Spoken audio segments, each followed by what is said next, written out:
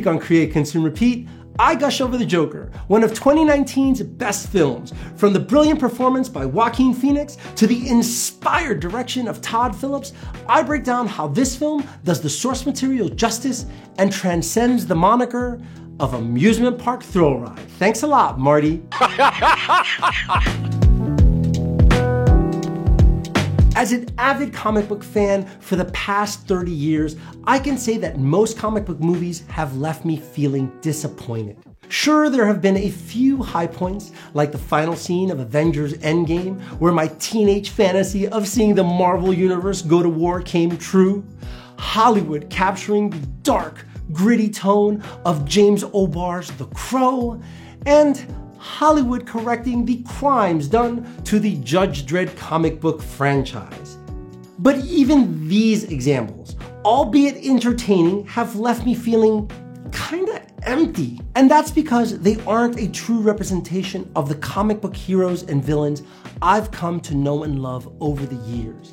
In fact, they aren't the heroes and villains the creators themselves envisioned. They tend to be one-dimensional versions with all the human flaws and subtext completely removed. Which is understandable, because Tony Stark's battle with alcoholism would make it really hard to sell merchandise to kids, even for Disney's marketing machine, which is now powered by the Infinity Stones. Now, before we go any further, I think it's important to make a distinction here. Most of us go to the movies to be entertained, to be transported into an alternate universe, swept away from the stresses of our daily lives. And if we're really lucky, live vicariously through those characters we see on the big screen. But there is also a place for films that confront and challenge us with serious topics that require examination and discourse after we leave the theater.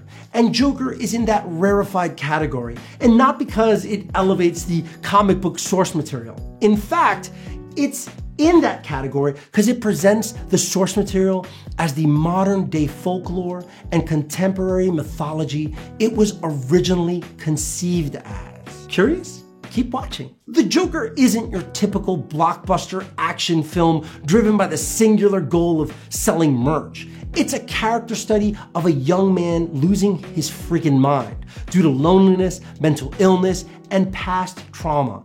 Those factors are further compounded by class conflict and the coming apart of the social contract. Heavy shit, I know. Now, there are those that don't appreciate this take on the Joker, claiming it's too far removed from the source material. But the reality is, this film is much closer to the dark and complex nature of Bob Kane and Bill Finger's original vision than any other film before it. It harkens back to the dark and serious Batman of the 30s and takes inspiration from the original source material that inspired the Joker's appearance, the character of Gwynplaine in The Man Who Laughs, a 1928 silent film directed by German filmmaker Paul Lenny, which was based on the 1869 novel of the same name by Victor Hugo. Yep, the same Victor Hugo who wrote about the French Revolution and Les Miserables. But it doesn't end there, since Todd Phillips also drew inspiration from The Killing Joke by Alan Moore and The Dark Knight by Frank Miller, one of my all-time favorites. The filmmakers could have stopped there, but they didn't. They continued by drawing further inspiration from films like Taxi Driver, which examined the pathology of loneliness and reflected the grime and filth of New York City during the 70s. The King of Comedy, a satirical black comedy about an aspiring stand-up comedian who becomes darkly obsessed with a popular late-night talk show host. Joel Schumacher's Falling Down, a film about a man fed up with the lie that is the American dream. And aren't we all? Sidney Lumet's Network, a satirical take on news media's obsession with profit and an anchorman fed up with all that bullshit. I'm as mad as hell, and I'm not gonna take this anymore! And of course, Stanley Kubrick's Clockwork Orange, a satire that dissects the nature of violence. And with all that said, I have yet to touch upon Joaquin Phoenix's mesmerizing performance that compels us to empathize with the anti-hero, Arthur Fleck, a man who is losing touch with reality and ultimately reaches his breaking point, exploding violently against a cruel and indifferent world. One could even make the argument that the Joker is a powerful indictment of neoliberalism. Still not convinced? Well, let's look at Arthur Fleck. He is denied mental health care by public hospitals. He's economically insecure and lives in a Gotham experiencing a growing class divide, which all culminates in Arthur being hoisted up as a symbol, a beacon, if you will, of revolution.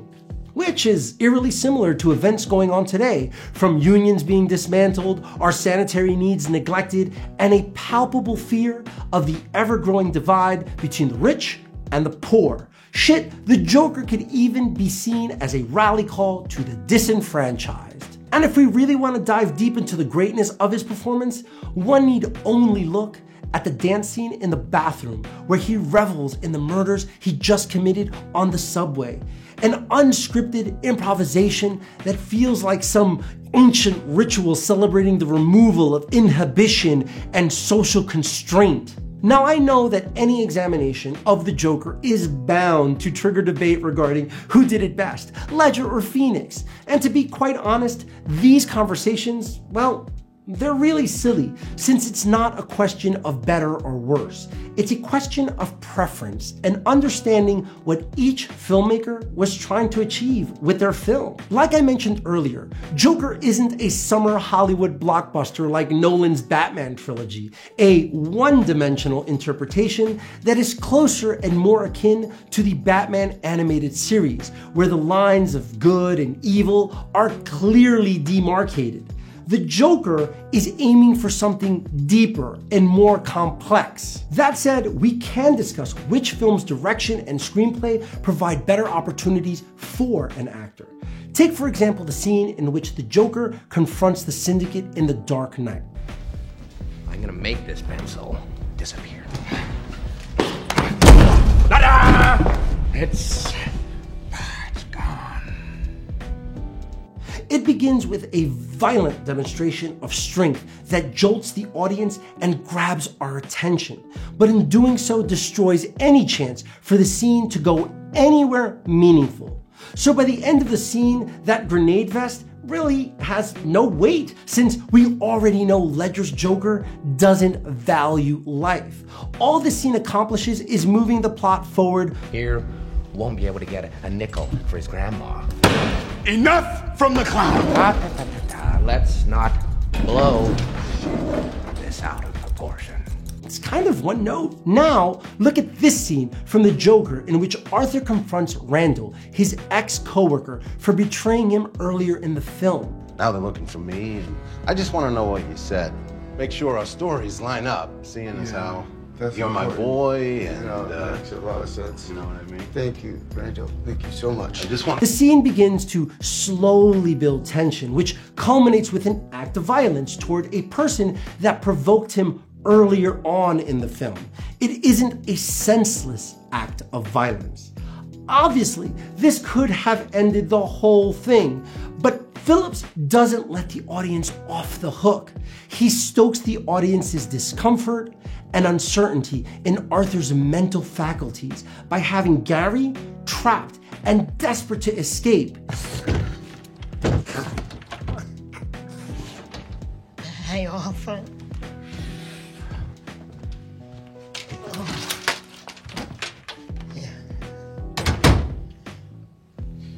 You were the only one that was ever nice to me. Yeah. It's here that the tension grows to a fever pitch, constantly taunting us as he inches towards the door, only to realize he can't even reach the chain, which allows Arthur's character to be humanized by showing mercy, which in turn keeps us glued to the screen and, more importantly, off balance as we move into the final act, which is what you really want. Where the Joker excels at character development and building tension to a fever pitch, Nolan's Dark Knight only serves to move us from set piece to set piece. And just in case you're wondering, Phoenix's performance isn't the only one to successfully unnerve the audience. In fact, Jack Nicholson did it in Tim Burton's Batman. I submit to you the scene in the museum where Joker stops Bob the Goon from destroying Francis Bacon's figure with meat. Well, I kind of like this one, Bob. The Joker's acts of vandalism may seem petty and random, but in fact, they do have a rhyme and reason we aren't privy to, which is what makes his freaking performance so fucking good. Love that Joker. And one more thing. The score is a masterpiece, beautiful yet terrifying, reminiscent of Wendy Carlos and Rachel Elkins' work on The Shining, another film about a man losing touch with reality. Coincidence? I think not. Agree? Disagree? Let me know all about it in the comment section below. But keep in mind, these are just my opinions, and we can agree to disagree. Just keep it civil and constructive, internet. Oh, and most importantly, if you haven't had the opportunity to see the film, what are you waiting for? Hit that subscribe button and go watch The Joker. You won't regret it. It literally is a modern day masterpiece. No hyperbole. Really.